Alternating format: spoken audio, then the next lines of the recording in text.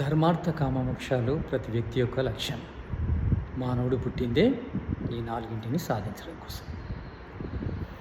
ఈ నాలుగు వ్యక్తిగతంగా సాధించేటివి అయినప్పటికీ సమాజం లోపల వ్యవస్థ కూడా దీనికి సహకరించాలి. ధర్మం ఉంది.